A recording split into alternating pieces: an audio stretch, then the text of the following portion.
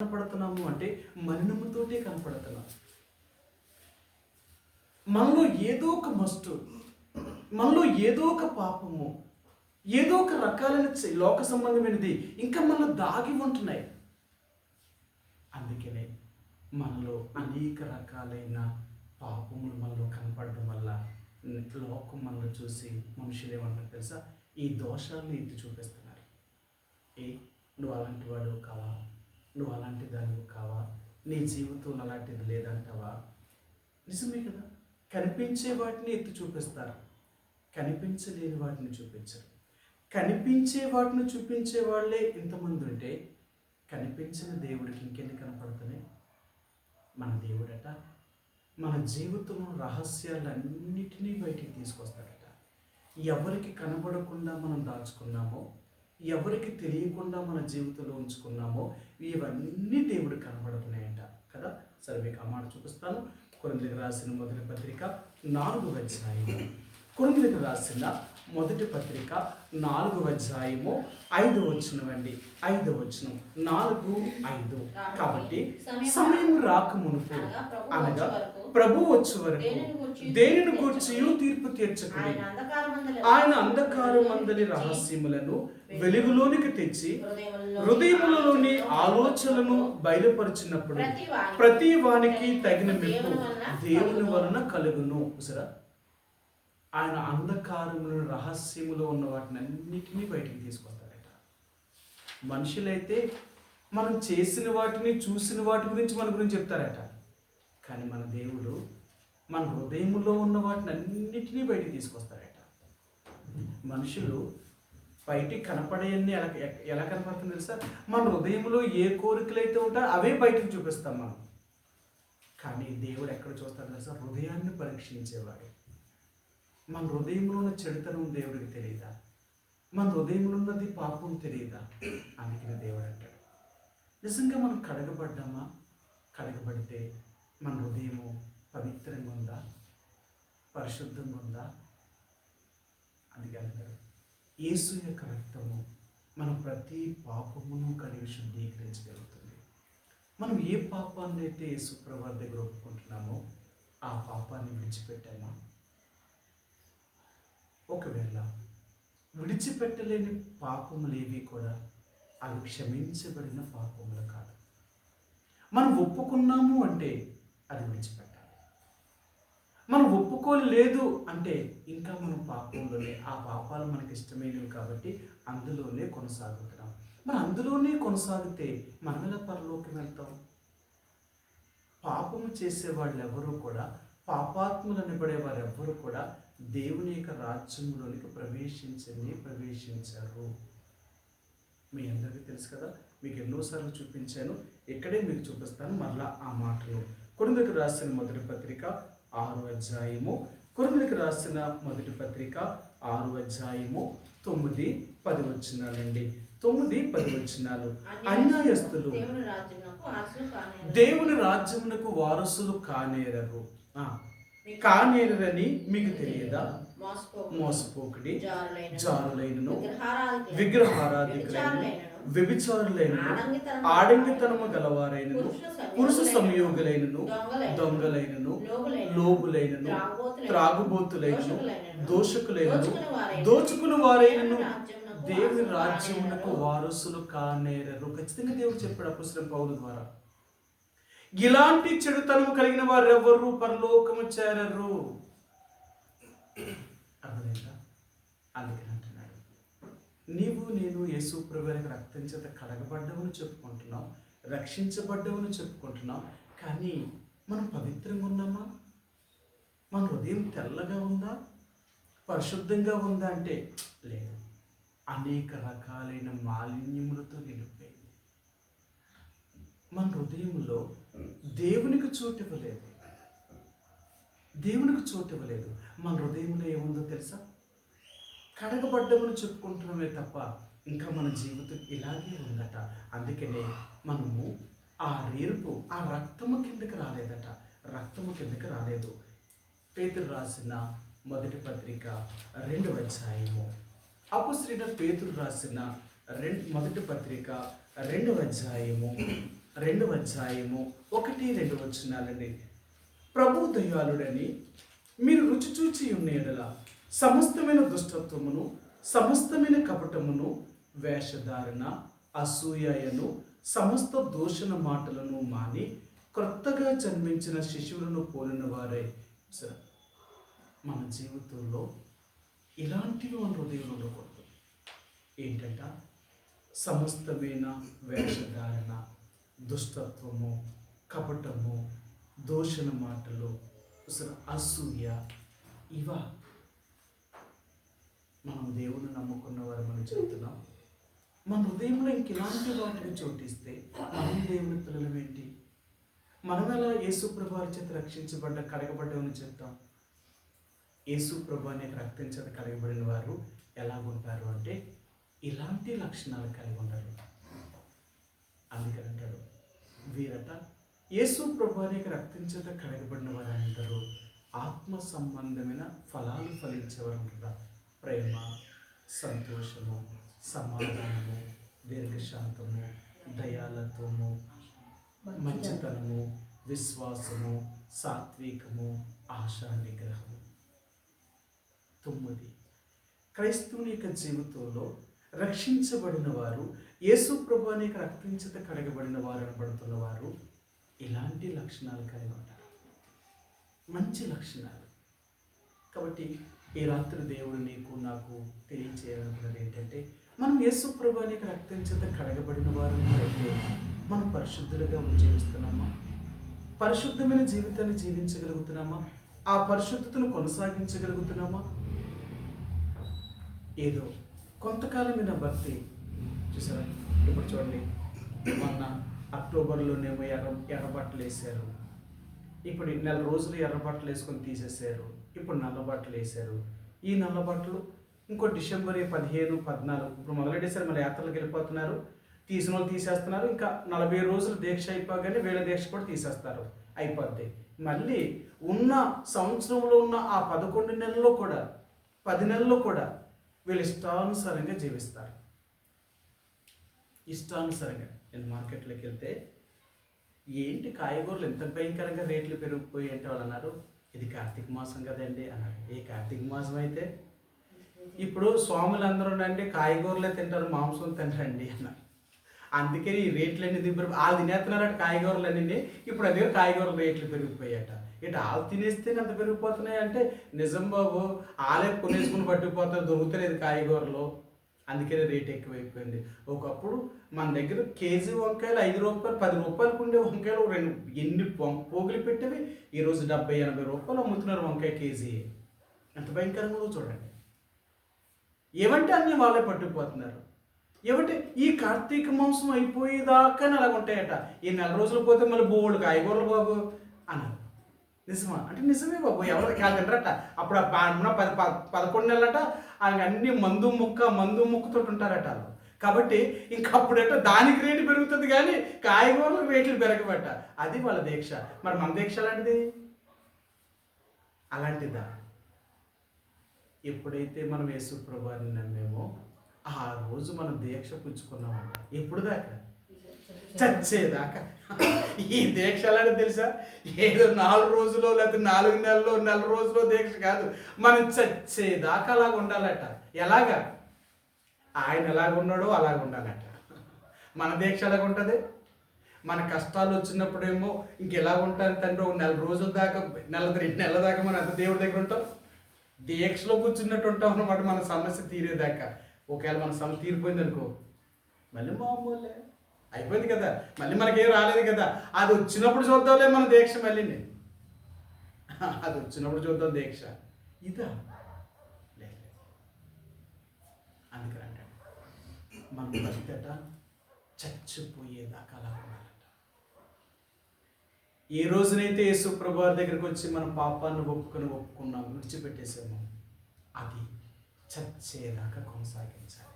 అందుకనండి క్రైస్తవ జీవితం అనేది ఏదో కొన్ని రోజులు క్రైస్తవుడిగా బ్రతికి కొన్ని రోజులు అవిశ్వాసగా బ్రతికి ఇలాగ ఉండడానికి ఇష్టపడ్డది. ఉంటే నువ్వు చల్లగా ఉండు, వెచ్చగా ఉండు, ఏదో ఒకటే. 2 నిలువెచ్చని స్థితి ఉండకూడదు. నిలువెచ్చని స్థితి ఉండకూడదు. ఈ నిలువెచ్చని స్థితి అనేది చాలా ప్రమాదకరమైనది, చాలా ప్రమాదకరమైనది. అందుకనే ఈరోజు దేవుని యొక్క బిడ్డలుగా నీవు నేను కూడా యేసు ప్రభువారి యొక్క రక్తం చేత కడగబడ్డామా? నిజంగా మన పాపాలను దేవుడు క్షమించాడా? క్షమించబడిన పాపాలన్నింటినీ మనం విడిచిపెట్టేసామా? వాడండి. నిజంగా యేసు ప్రభువారి బిడ్డలంటే ఎవరో తెలుసా?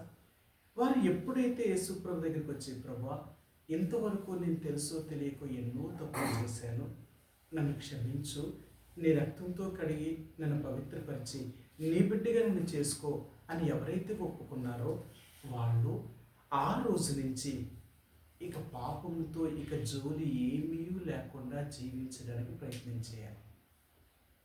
అర్థమైందా? చాలాసార్లు మనం తెలివైన వాళ్ళమంటే మనం తప్పులు చేసేసి సాతాను నన్ను శోధించింది అంటామంట. దేవుడు అంటాడు, నిజంగా నేను సాతాను శోధించిందా? నీ ఇష్టపూర్వకంగా నువ్వు చేసి సాతాను మీద వెళ్తావా? ఎందుకంటే అన్ని శత్రువు కదా, శత్రువు కాబట్టి అన్ని వాడి మీదకి నువ్వు పెడితే మరి ఆడలా ఉంటాడు? ఆడే ఊరుకుంటాడా? దేవుడు ఎప్పుడు కూడా మనం అదే చెప్తున్నాడు. ఆయన ఈ ఎర్రని రంగు ఏం చూపిస్తుందంటే నిజంగా మనం కడగబడి పవిత్రం చేయబడ్డామా? మనం పవిత్రులుగా చేయబడి ఉంటే ఆ పవిత్రమైన జీవితాన్ని జీవిస్తున్నామా? అర్థమైందా? మనమంట ఈ లోకములో పతివ్రత అనే ధర్మములోకి వచ్చామంట. మనం పతివ్రతలో ఏమంటాం? మనం లోకానికి ఎలా కనపడతాం? పతివ్రతలాగా ఉంటామంట. అలాగ ఉండాలని దేవుడు కోరుతున్నాడు. సరే, మీకు ఆ చివరి మాట చూపించి నేను ముగిస్తాను. యెషయా గ్రంథము. మనం అందరం కూడా లోకానికి ఇలా కనపడతామంట. మనం అందరం కూడా ఈ పతివ్రత ధర్మం చేసిన వారిగా, ఎంతో పవిత్రంగా, ఏ తప్పు కూడా చేయని వారిగా ఉన్నట్లుగా మనం చేయబడతామండి. సరే, మీకు చూపిస్తాను. యెషయా గ్రంథం 62వ అధ్యాయము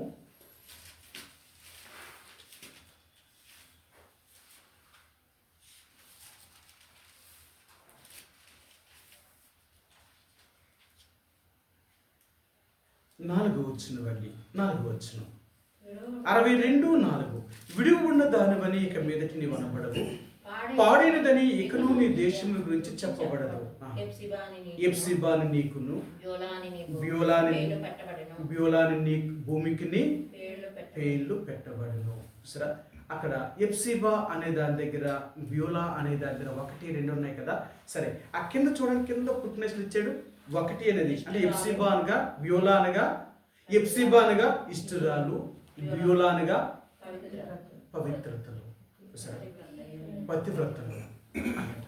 మనం ఎవరమంట? పతివ్రతలు. మనం చెప్తామా?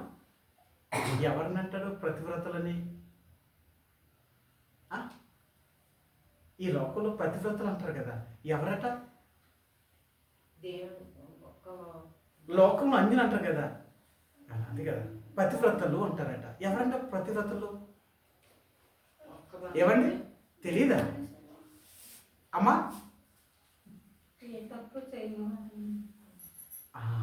పెళ్లి చేసుకున్న దగ్గర నుంచి చచ్చేదాకా మరలా ఇంక వేరొక పురుషుడితో ఏమి అక్రమ సంబంధం కలిగి ఉంటాడట. అందుకే ఏదైనా గొడవ వచ్చింది, చెప్పేవాళ్ళే పెద్ద పతివ్రతలా చెప్తున్నావు నువ్వు అంటారు. ఏమంటారు? ఇప్పుడు చెప్తుంది పతివ్రత ధర్మాలన్నీ, అప్పుడు చేయలేదు నువ్వు. అర్థమైందా? అదనమాట. మనం ఎవరో తెలుసా? ఇక మన మీద యేసు ప్రభువుని నమ్ముకున్న తర్వాత ఆయన మన భర్త, మనం ఆయన భార్య. మనందరం అంతే కదా. అందుకే నిన్ను సృష్టించిన వాడే నీకు భర్త. నిజమైన భర్త ఎవరు అంటే ఈ భూమి మీద ఉన్న వాళ్ళే కాదు, దేవుడే మన నిజమైన భర్త. ఈ భర్త అంటేట, నేను నిన్ను పతివ్రత అని పిలుస్తున్నాను. నేను అంటే నువ్వు పవిత్రురాలివి. ఏ రోజునైతే నేను నిన్ను ప్రదానం చేసుకున్నానో ఆ రోజే నువ్వు పవిత్రురాలు అని ప్రదానం చేసుకున్నావు. ఆ రోజు నుంచి పెళ్ళయ్యేంత వరకు కూడా నువ్వు పతివ్రతగానే ఉండాలి. ఇప్పుడు మన అందరినీ దేవుడు ఏం చేశాడు తెలుసా? ప్రదానము చేసుకున్నాడు. మన పెళ్ళి ఎక్కడ జరుగుతుంది తెలుసా? మధ్యాకాశంలో 1000 సంవత్సరాలు పెళ్లి జరగబోతుంది మనకి. ఆయన ఆయన పెండ్లి కుమారుడు, మనం అందరం పెండ్లి కుమార్తెలు. మనం అందరం సంఘము అనగా పెండ్లి కుమార్తె వలె సిద్ధపడి మనం మధ్యాకాశంకి వెళ్ళినప్పుడు ఆ మధ్యాకాశంలో 1000 సంవత్సరములు పెళ్లి జరుగుతుందండి. పెళ్ళి, ఆ పెళ్లిలో పెండ్లి కుమారుడు పెండ్లి కుమార్తెను చూసి ఎంతో సంతోషిస్తాడట. అందుకని ఆ పెండ్లి కుమార్తెను ఇక్కడ సిద్ధం చేస్తున్నాడు ఆయన. ఇక్కడ సిద్ధం చేస్తున్నాడు.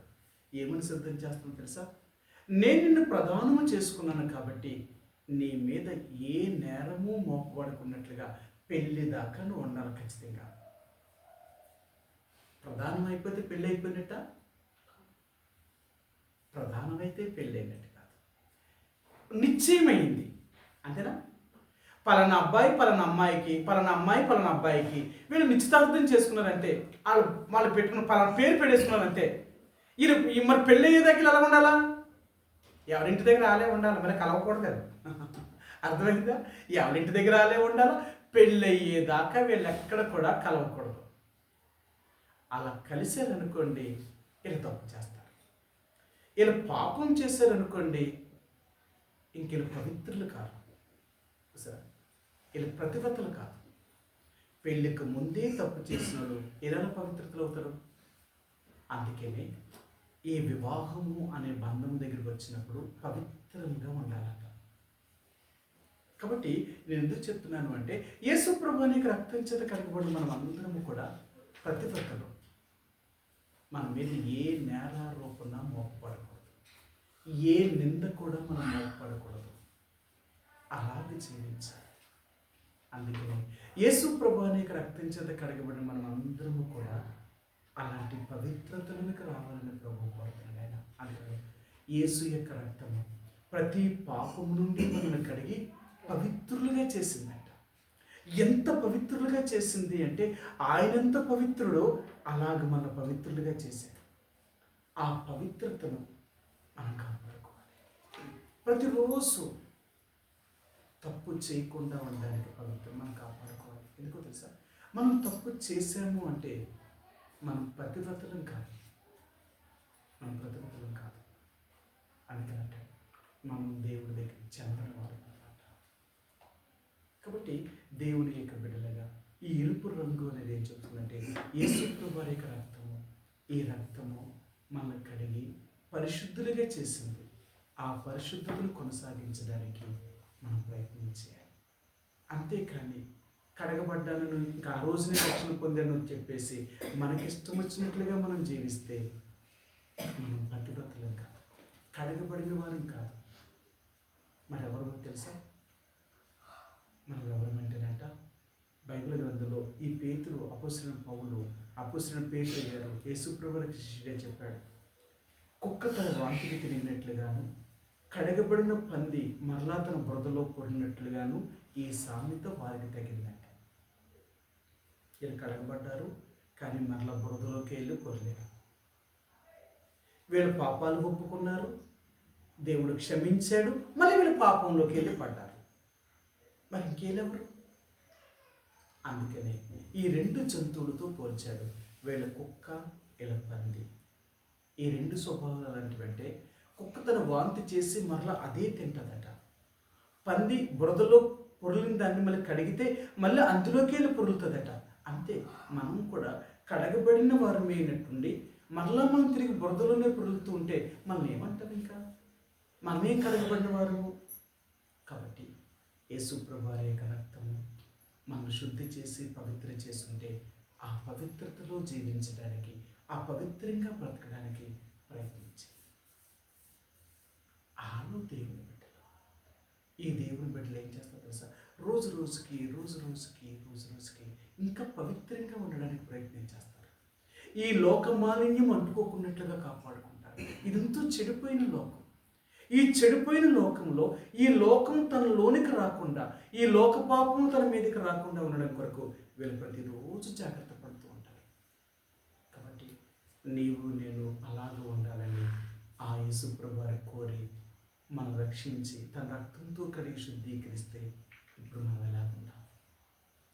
మన హృదయం ఎలాగుంది? మనం ఎలాగున్నాం? నిజంగా మన పాపాలు ఒప్పుకున్నామా? ఒప్పుకున్న పాపాలను వదిలేసామా? లేకుండా ఇంకా అలాగే ఉంటే మనమేం కడగబడినట్టు? కాబట్టి ఈ రోజు నువ్వు నేను కూడా నిజంగా కడగబడ్డామా? ఒక పరీక్ష. నిజంగానే యేసుప్రభు వారికి రక్తం చేత కడగబడి ఉంటే నేను పరిశుద్ధంగా జీవించడానికి ప్రయత్నం చేయగలుగుతున్నానా? రోజు రోజుకి పవిత్రతను కాపాడుకోవడానికి ప్రయత్నం చేయాలి. అర్థమైందా? యేసుప్రభు వారిని అంగీకరించిన దేవుని బిడ్డలు పవిత్రంగా ఉండేవారు. ఇలా అపవిత్రమైనది ఏది కూడా చేయరు. తమ్మును తాము అపవిత్రపరుచుకోకున్నట్లుగా కాపాడుకునేవారు. కాబట్టి వీళ్ళు నిజమైన దేవుని ప్రజలు. అందులో ఆయన యోసేపు తప్పు చేయకుండా తమ్మును తాము కాపాడుకున్నాడు. దానియేలు, షద్రకు, మేషకు, అబేద్నెగోలు ఈ నలుగురు రాజు భోజనము చేసి తమ అపవిత్రులు కాకుండా ఉండడం కొరకు తమ్మును తాము పవిత్రులుగా కాపాడుకున్నారు. ఈ లోక సంబంధమైన ఏది తినే ఆహారము ద్వారా కూడా మేము అపవిత్రం అవ్వకూడదు. అర్థమైందా? శరీర సంబంధమైన సుఖాల కోసం తప్పు చేయలేదు. తినే ఆహారం కొరకు కూడా వీళ్ళు పాపం చేయడానికి ఇష్టపడలేదు. వీళ్ళు దేవుని బిడ్డలు. ఆ రీతిగా నీవు నేను ఉండాలని ప్రభువు కోరుతున్నారు. అది ఈ ఎరుపు రంగు యొక్క సన్నపు నార ఈ రక్తం మనం చూపిస్తుంది అన్నమాట. యేసు ప్రభువుకి రక్తం చేత కడగబడిన వారు ఎలాగో ఉంటారు, ఎలాగో జీవిస్తారు, వారు దేవుని యొక్క రాజ్యంలోనికి ఎలాగో ప్రవేశిస్తారు అనేది చూపించడం కొరకే ఆ ఎరుపుని దేవుడు ఆ మందిరములో వేలాడ తీశాడు ఆ దారము. అర్థమైందా? కాబట్టి ఆ రీతిగా నువ్వు నేను ఉండాలని ప్రభు కోరుతున్నాడు. ఆ రీతిగా ఉండడానికి మనం ప్రయత్నించేద్దాం. ప్రార్థించుకుందామండి. మా ప్రేమ కలిగిన పరలోకమందున మా తండ్రి, యేసు ప్రభు వారి యొక్క రక్తం చేత ప్రభు మమ్మల్ని ప్రేమించి రక్షించి నీ బిడ్డలుగా మమ్మల్ని చేసుకున్నందుకు నీకు వందనాలు. ఈ రాత్రికాల సమయంలో తండ్రి మరి బైబిల్ పఠనంగా మీ సన్నిధికి మమ్మల్ని తీసుకుని వచ్చి మాతో మీరు మాట్లాడిన మీ లేఖన భాగములను బట్టి వందనాలు. ఆ పరిశుద్ధ మందిరములో ప్రభు మరి ఆ తెరలు కావలసి వచ్చినప్పుడు నీల ధ్రువ రక్తవర్ణము గల మరి ఆ యొక్క నూలును వారు తీసుకొని రావాలని వారు ఆ నూలుతో ఒక అల్లికను చేసి దేవా ఆ అల్లికలను మందిరమును ఏ రీతిగా అలంకరించాలో మీరు మోషేకు చూపించినట్లుగా ఆ స్త్రీలు వచ్చి ఆ అల్లికలను వారు అడిగిన విషయాన్ని జ్ఞాపకం చేసినారు. ప్రభా ఈ ఎరుపు రంగు వేసిన ఆ నూలు విషయాన్ని మాకు జ్ఞాపకం చేసినారు. అంటే మీ రక్తము ప్రభా, మీ రక్తము మా ప్రతి పాపమును కడిగి పరిశుద్ధులుగా చేసింది. ప్రభు మీ రక్త శక్తి చేత మా పాపములన్నీ క్షమించబడ్డాయి అని మేము చెప్పబడుతున్నాం. కానీ రక్షించబడ్డాము, మీ దగ్గర మా పాపాలను ఒప్పుకున్నామని చెప్పుకుంటున్నాము. కానీ ఒప్పుకున్న పాపాన్ని విడిచిపెట్టలేని పరిస్థితులు కలిగిన వారు ప్రభా. అందుకని మేము ఇంకా పరిశుద్ధులుగా చేయబడలేదు, అపవిత్రులుగానే జీవిస్తున్నాం. మా శరీరములో మా హృదయములో అసూయ, దూషణ, సమస్తమైన దుష్టత్వము, అసూయ ఇలాంటి శరీర సంబంధమైన వాటితో లోక సంబంధమైన వాటితో మా హృదయం నిండి ఉంది. దాన్ని బట్టి మేము మా మాటలు, మా క్రియలు, మా నడవడిక ఇవన్నీ జరుగుతున్నాయి. క్షమించండి ప్రభా. మేము రక్షించబడ్డామని చెప్పుకుంటున్న మేము ఏ పాపాన్నైతే నేను ఒప్పుకున్నామో ఆ పాపమును విడిచిపెట్టి యథార్థముగా పరిశుద్ధులుగా మేము జీవించడం కొరకే మమ్మల్ని సిద్ధపరచండి. యోసేపు ప్రభా పాపము చేయకుండా తను తాను కాపాడుకొని పవిత్రంగా ఉంచుకున్నాడు. దానియేలుతో తన ముగ్గురు స్నేహితులు పాపము చేయకుండా ఆహారము ద్వారా మరి తను పవిత్రపరచుకోకుండా ఉండడానికి పవిత్రంగా కాపాడుకున్నారు. ఎందుకు అంటే ప్రభా వారి నీ ప్రజలు. అందుకని ఈరోజు మాకు కూడా జ్ఞాపకం చేశారు. మేము పవిత్రులుగా ఉండాలని, మేము పవిత్రమైన కన్యకగా జీవించాలని, మేము ప్రతివ్రత ధర్మమును కలిగిన వారిగా జీవించాలని, మేము అపవిత్రులుగా ఉండడానికి మేము పిలువబడలేదు ప్రభా. మేము పరిశుద్ధులుగా ఉండడానికి పిలువబడ్డాం. కానీ పరిశుద్ధులుగా జీవించవలసిన మేము ప్రభా అపవిత్రమైన జీవితాన్ని జీవిస్తూ మనుషుల దగ్గర లోకం ఎదుట ఎన్నోసార్లు నిన్ను దుఃఖపెట్టిన వారు, బాధ పెట్టిన వారు, నీ నామానికి అవమానం తీసుకొచ్చిన వారు మమ్మల్ని క్షమించండి ప్రభా. మరొకసారి ఈ రాత్రి మిమ్మల్ని అడుగుతున్నాం ప్రభా, మేము ఏ పరిశుద్ధతలోనికైతే వచ్చామో ఆ పరిశుద్ధతలో మేము మరణం వరకు కొనసాగేవారుగా మమ్మల్ని సిద్ధపరచండి. మా భక్తి ఏదో 2-3 సంవత్సరాలు లేక 10 సంవత్సరాలు కాదు, మేము చనిపోయేంతవరకు నీ కొరకటి అటు యథార్థమైన భక్తిని చేసి నీ రాజ్యం చేరడానికి మమ్మల్ని అందరినీ సిద్ధపరచండి. మీ సన్నిధికి వచ్చిన నీ బిడ్డలు వందనాలు. వారిని, వారి కుటుంబాన్ని దీవించండి. వారి ఆర్థిక పరిస్థితులు చక్కపరచండి. బలహీనంగా ఉన్న వారిని మీరే ముట్టి స్వస్థత అనుగ్రహించి నీ కొరకే నమ్మకంగా జీవించడం కొరకే నీ బిడ్డలను సిద్ధపరచండి. వెతుబడి వాక్యాన్ని కనిపించేయండి.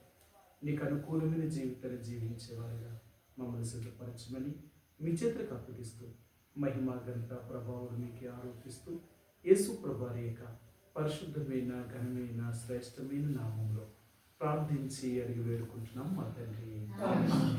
తుట్టులకుండా మిమ్మల్ని కాపాడుటకు, ఆయన మహిమ ఎదుట నిర్దోషులుగా నిలవబెట్టుటకు మన శక్తిగల రక్షకుడైన అద్వితీయ దేవునికి మన ప్రభువైన యేసుక్రీస్తు ద్వారా మహిమయు మహత్యమును ఆధిపత్యమును అధికారమును యుగములకు పూర్వమును ఇప్పుడును సర్వయుగములకును కలుగునుగాక. ఆమేన్. ప్రైజ్ లార్డ్ అండి.